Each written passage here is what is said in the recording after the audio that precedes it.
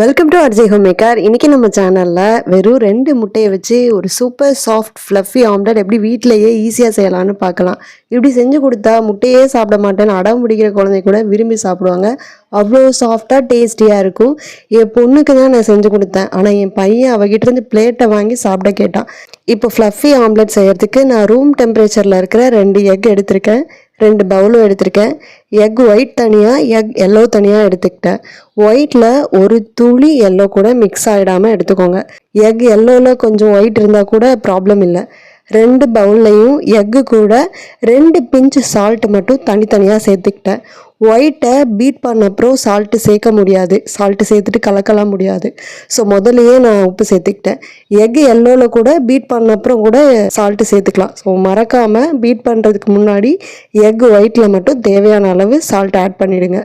நான் egg ஒயிட்டை electric Peter வச்சு தான் பீட் பண்ணுறேன். இது கொஞ்சம் டக்குன்னு ரெடி ஆகிடும் அப்படின்றதால தான் எலக்ட்ரிக் பீட்டர் யூஸ் பண்ணுறேன். மற்றபடி நீங்கள் வீட்டில் இருக்கிற ஹேண்ட் பீட்டர், அதாவது விஸ்க் வச்சு கூட பீட் பண்ணிக்கலாம். அப்போ ஒரு 15 மினிட்ஸ் ஆகும். கொஞ்சம் டைம் அதிகம் ஆகுன்றதுனால தான் நான் எலக்ட்ரிக் பீட்டர் யூஸ் பண்ணுறேன். மற்றபடி விஸ்கே போதும்.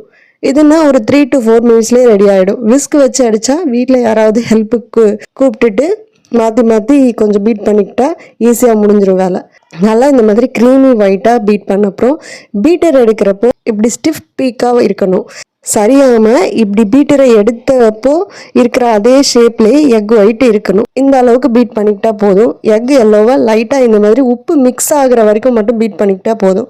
ரொம்ப ஒயிட்டை பீட் பண்ண அளவுக்குலாம் அடிக்க தேவையில்ல. ஒரு பேன் சூடானதும் அதில் ஆயில் இல்லை பட்டர் போட்டு ஸ்ப்ரெட் பண்ணி விட்டுக்கோங்க. எக் எல்லோவை மட்டும் அதில் ஃபஸ்ட்டு ஊற்றிக்கோங்க. எக் எல்லோ ஒரு சைட் ரெடி ஆனதும் ஸ்டவ் ஆஃப் பண்ணிவிட்டு பீட் பண்ண எக் ஒயிட்டை இந்த மாதிரி எல்லோ ஃபுல்லாக கவர் ஆகிற மாதிரி வச்சுக்கோங்க. ரொம்பலாம் அழுத்த வேண்டாம் வைக்கிறப்போ. ஜஸ்ட்டு எடுத்து மேலே வச்சுட்டு மேலே மட்டும் லைட்டாக லெவல் மட்டும் பண்ணி விட்டுக்கோங்க. ஸ்பேட்டுலா இல்லை ஃப்ளாட் ஸ்பூன் வச்சு கூட பண்ணிக்கலாம். நான்ஸ்டிக் பேன் மாதிரி இருந்தால் கூட யூஸ் பண்ணிக்கோங்க. பட் பேன் ரொம்ப ஃப்ளாட்டாக இல்லாமல் கொஞ்சம் இந்த மாதிரி சைட்ஸ் இருக்கிற பேனாக யூஸ் பண்ணிக்கிட்டா பெட்டர். இதை லெவல் பண்ணிவிட்டு ஒரு தட்டு இல்லை ஒரு லிட்டு போட்டு 1 நிமிஷம் மட்டும் மூடி வச்சா போதும். ஸ்டவ் ஆஃப் பண்ணிவிட்டு வெளியே எடுத்துகிட்டு பெப்பர் இல்லைனா சில்லி ஃப்ளேக்ஸ் சேர்த்துக்கலாம். நான் பாப்பா கொடுக்கறதுனால பெப்பர் பவுடர் மட்டும் சேர்த்துக்கிட்டேன்.